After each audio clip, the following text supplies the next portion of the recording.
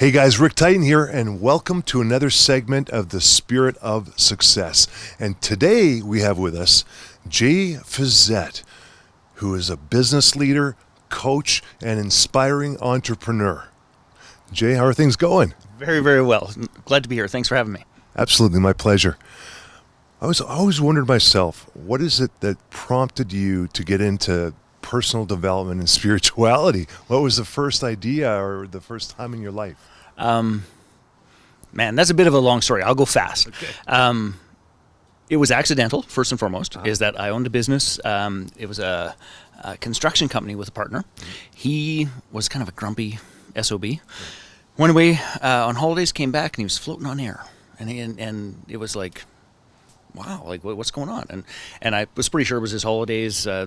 It'll wear off. But a week later, we'd sold more than we'd ever sold. We'd had more fun than we'd ever had. I was enjoying myself more than ever. At the end of the week, for those of you who are old Calgarians, you'll perhaps remember Smiles on 9th Avenue. We were actually having a beer Friday afternoon at Smiles, and I say to him, like, what on earth happened to you? It's like aliens took over your body. Like, what is going on? And he took a sip of his beer and he said, I took a course. It was very powerful. Take it. Now, that's what he said. What I heard was, I took a sales course. You should do it, and you'll make more money, because that was my motivation. So I go and I sign up for this course, pretty sure it's a sales course, and I get there, and it's like, what on earth are they talking about? And when are they going to get to the stuff that I want to really get into? And it was a 5-day course, and Wednesday night was like, what the hell is that? Thursday night is what the hell is that? And then Friday night, I had one of the most meaningful breakthroughs of my life.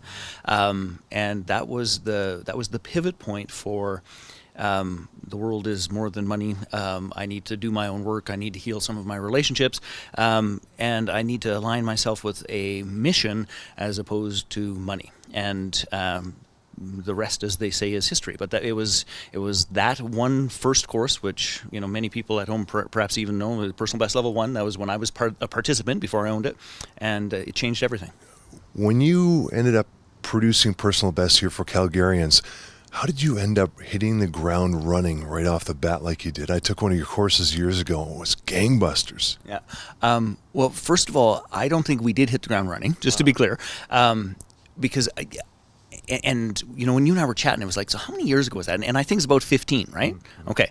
So to put that in perspective, I've been doing this for over 25 years. Mm-hmm. So there was a decade of foundation laying, of learning, of experimenting, of failing. Well, actually more than a decade.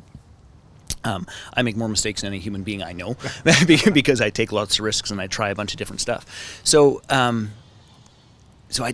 it never felt to me like we hit the ground running. What it felt to me like was we wanted to serve. We were pretty clear about what our mission was, and we would try damn near anything to fulfill that mission.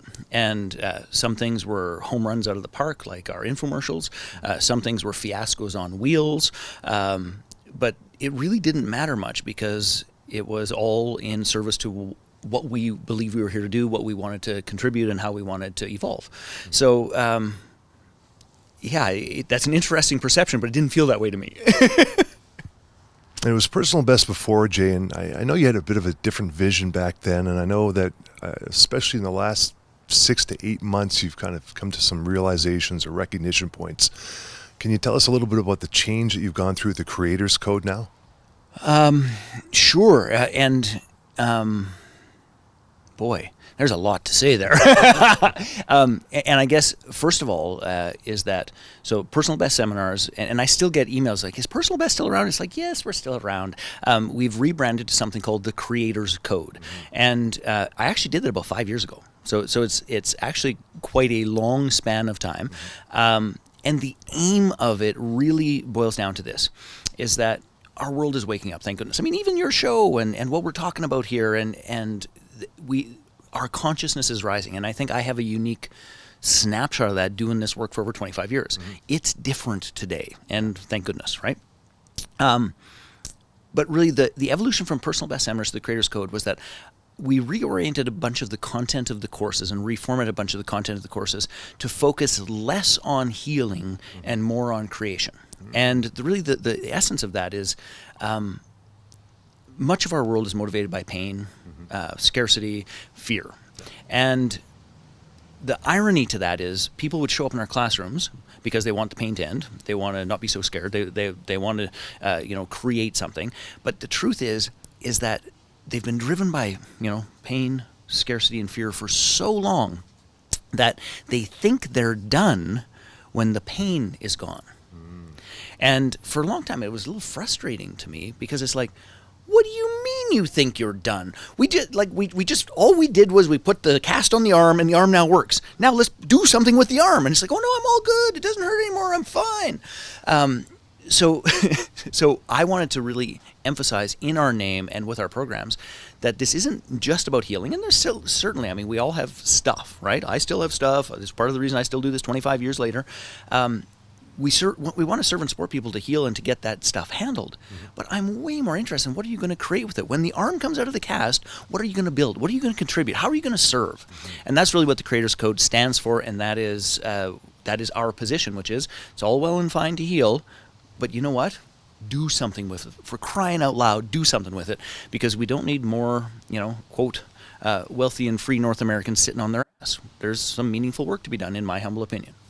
That's fantastic. I really enjoy the way that you put the 12 pillars together, and it's got to do with health and wellness and heart space and head space and success in business. What's the number one question that you have people asking you now as far as asking you for some help? Well, that's interesting because this is going to sound completely off topic of what we just spoke about. But I'd say the last 3 years I've really dedicated myself to learning internet and online marketing, and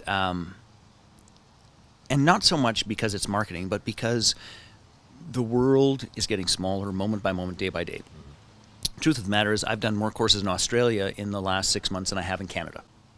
I love Calgary. I love Canada, but we are such a small, tiny piece of the world. And I don't think it's accidental that you and I and the people who are watching this exist on planet Earth in the advent of the internet. Yeah. And I think that it's a call to contribute more. I think it's a call to scale. I think it's a call to make a difference.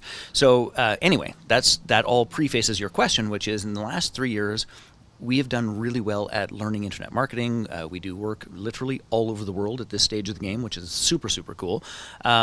And right now I'm getting asked more than anything else is, hey, how'd you do that? And can you teach us?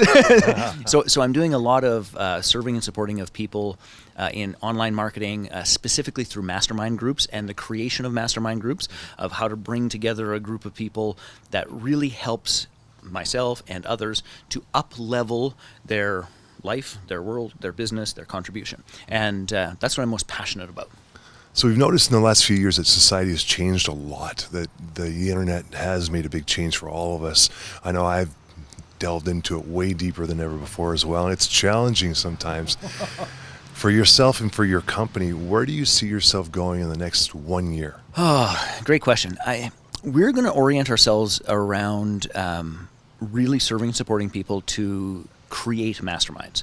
And the reason that I want to orient it that way is because there are an inordinate number of coaches, there's an inordinate number of authors, there's an inordinate number of trainers. There is a wealth of content and a wealth of content creation that is happening on planet Earth that is stunning. There is still issues getting it out to the people that want it, need it, and can benefit from it the most.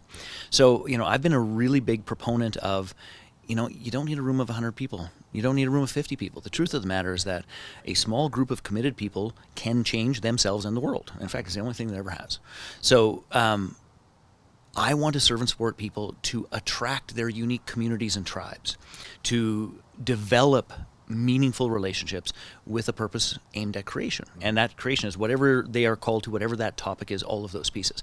So, last year and a half, we've been training a significant number of people in masterminds. We're just in the middle of really ramping that up, and we have some world-class partners from all over the world that are supporting us with that I'm incredibly excited about. Now, we'll still continue to do our other courses and programs, but really the mastermind training process, which is, think of it a little bit like a combination of coach training, a combination of facilitator training, and a combination of contribution creation as a small group. That's really what has my heart. Hi guys, Rick Titan here, and that's another segment of the Spirit of Success. And remember, you call the shots.